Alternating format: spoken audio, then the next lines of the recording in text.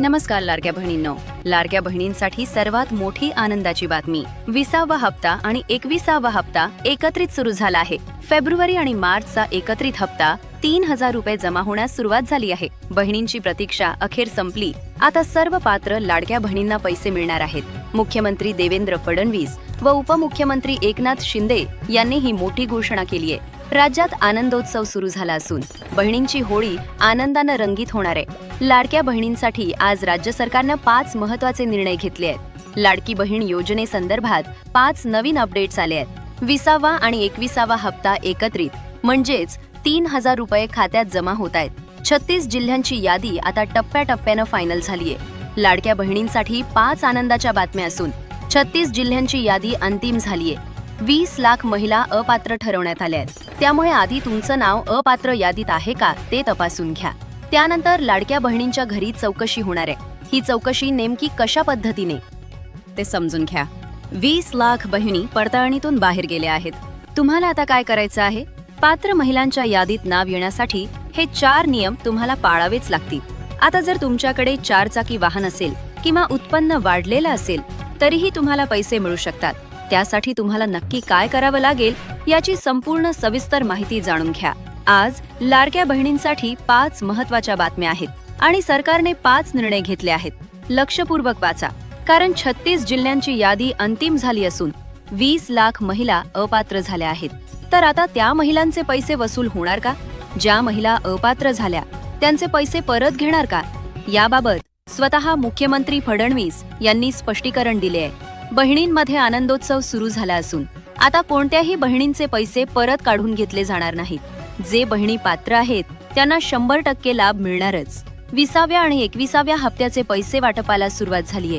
दोन्ही महिन्यांचे एकत्रित 3000 रुपये बहिणींच्या खात्यात जमा होत आहेत. 36 जिल्ह्यांची यादी टप्प्याटप्प्याने तयार करण्यात आली आहे. महाराष्ट्रातील सर्व 36 जिल्हे तुम्ही नकाशावर पाहू शकता. त्या सर्व जिल्ह्यांमध्ये बहिणींची यादी आता तयार झालीय. कोणत्याही क्षणी मेसेज येणार आहे. आनंदाची बातमी अशी आहे की ज्या 20 लाख महिला अपात्र झाल्या होत्या त्या का अपात्र झाल्या, त्यामागे काय कारण होतं आणि तुमचं नाव त्या यादीत आहे का हे नीट समजून घ्या. लक्षपूर्वक वाचत रहा, कारण फेब्रुवारी आणि मार्च या दोन्ही हप्त्यांच्या यादीत नाव येण्यासाठी तुम्हाला काही नियम पाळावे लागतील. या नियमात तुम्ही बसला नाहीत तर हप्ता मिळणार नाही. आता फेब्रुवारी आणि मार्च म्हणजेच डबल हप्त्याचे वाटप सुरू झाले आहे.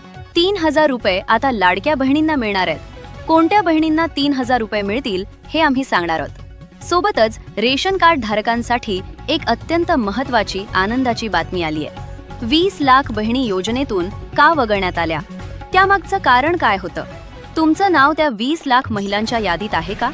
आणि फेब्रुवारी व मार्च हप्त्याच्या यादीत नाव पाळायचे आहेत हे सर्व संपूर्णपणे जाणून घ्या. कारण आता 3000 रुपये म्हणजे फेब्रुवारी आणि मार्च दोन्ही हप्ते एकत्र तुम्हाला मिळणार आहेत. कोणत्या माता भगिनीला 3000 रुपये मिळतील आणि कोणत्या कारणास्तव मिळतील हे शेवटपर्यंत नीट वाचा. फेब्रुवारी आणि मार्च हप्त्यासाठी कोणते नियम पाळायचे? 4 चाकी वाहन असेल किंवा उत्पन्न वाढलेलं असेल तर त्यांनी काय करायचं? कोणत्या रेशन कार्डवर हप्ता मिळणार? चौकशी कशा पद्धतीने होणार?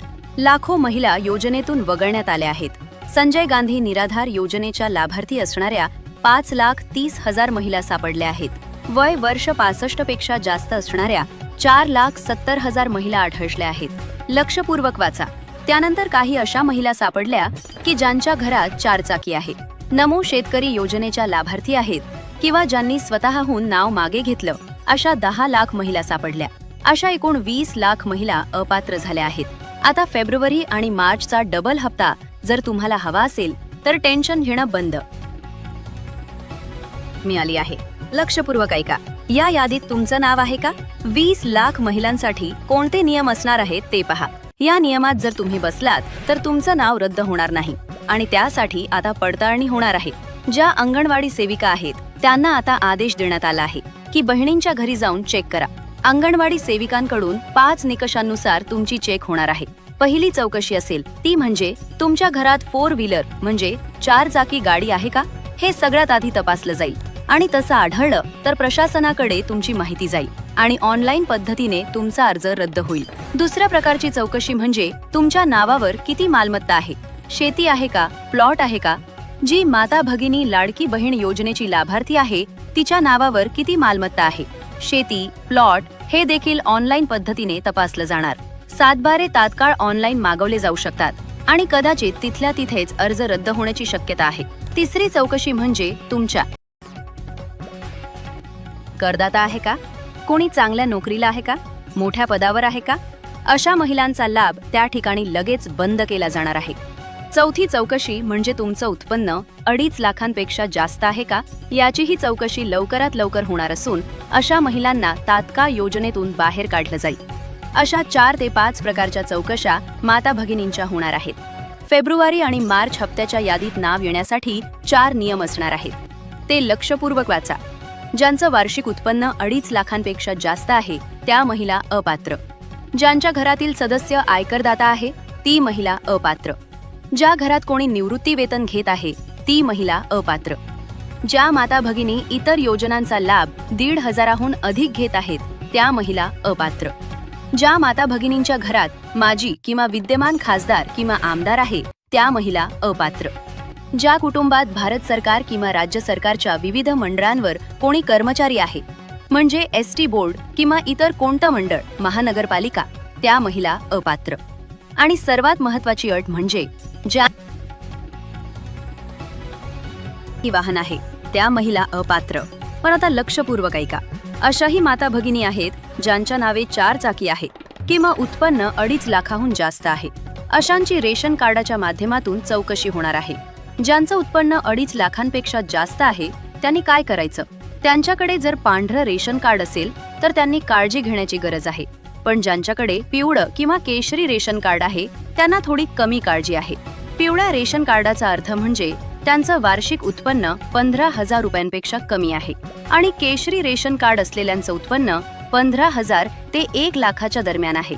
त्यामुळे त्यांनी टेन्शन घेण्याची गरज नाही. पण पांढरं रेशन कार्ड असलेल्यांनी काय काळजी घ्यायची? त्यांनी त्यांचं उत्पन्न प्रमाणपत्र तपासून घ्यायचं आहे. उत्पन्न प्रमाणपत्र तपासा, अपडेट करा. त्यानंतर कुटुंबाचं एकूण उत्पन्न नीट तपासा. किती कमावणारे सदस्य आहेत, एकूण उत्पन्न किती येतं, त्यानंतर आर्थिक स्थितीचा योग्य दस्तावेज सादर करा. बऱ्याच वेळा उत्पन्न जास्त असतं पण खर्चही तेवढेच असत. संपर्क साधा. या 4 गोष्टी करायच्या आहेत. त्यानंतर घरात 4 चाकी वाहन असल्यास काय करायचं? वाहनाचा प्रकार आणि त्याचा वापर तपासा. ते व्यावसायिक वाहन आहे का, टॅक्सी आहे का, त्याला पिवळी नंबर प्लेट आहे का? अशा माता भगिनींना कदाचित यातून सुटका मिळू शकते. वाहनाची किंमत आणि वापराच्या स्वरूपावर भर द्या.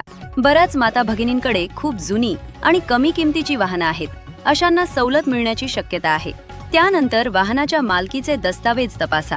जर वाहन त्या माता भगिनीच्या स्वतःच्या नावावर नसेल तर त्यांना कदाचित सुटका मिळू शकते. चौकशी आणि पडताळणी झाल्यानंतर त्यांना दिलासा मिळू शकतो. त्यामुळे या संदर्भात अधिकाऱ्यांशी संपर्क साधा. वाहनाचे दस्तावेज वेळेवर आणि व्यवस्थित ठेवा. पडताळणीचे आदेश ज्या पद्धतीने दिलेले आहेत त्यानुसार अधिकाऱ्यांना व्यवस्थित उत्तरं द्या, जेणेकरून त्यांचे समाधान होईल. ते प्रतिकूल अहवाल देणार नाहीत आणि सर्व माता भगिनींना लाभ मिळेल. आता पुणे, मुंबई, नाशिकमध्ये पडताळणी सुरू झाली आहे. पैसे मिळणार नाहीत त्यांची माहिती झाली. आता उर्वरित बहिणींचा विचार करा. आधीचा आकडा 2.5 कोटी होता. त्यातून 70 लाख महिला वगळण्यात आल्या आहेत आणि आता 1,80,00,000 महिलांना पैशांचे वाटप होत आहे. एकूण 3 ते 5 टप्प्यात हे वाटप होणार असून आज एकूण 12 जिल्ह्यांमध्ये पैसे वाटले जाणार आहेत. यात अग्रस्थानी आहे अमरावती विभाग.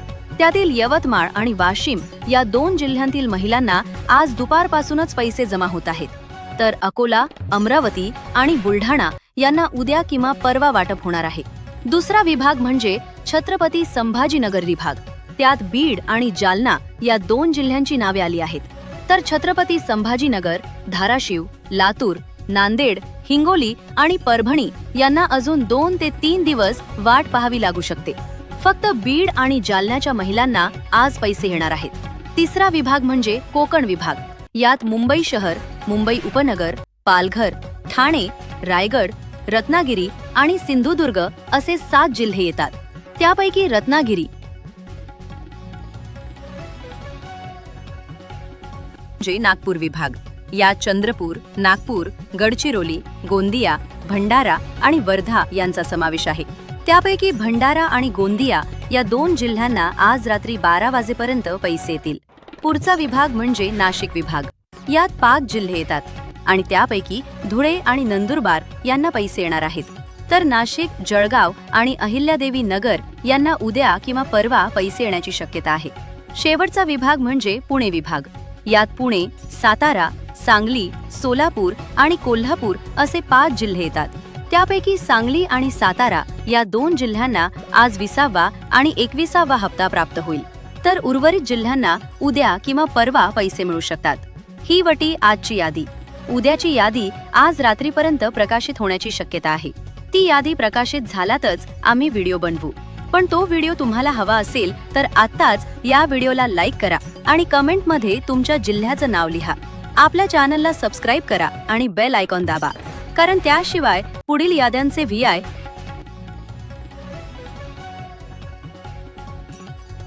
उत्तर नक्की देऊ। अशाच प्रकारचे नवनवीन व्हिडिओ पाहण्यासाठी आपल्या चॅनलला सबस्क्राईब करा व बेल आयकॉन प्रेस करा, जेणेकरून नवनवीन व्हिडिओ तुमच्यापर्यंत लवकरात लवकर पोहोचतील। धन्यवाद।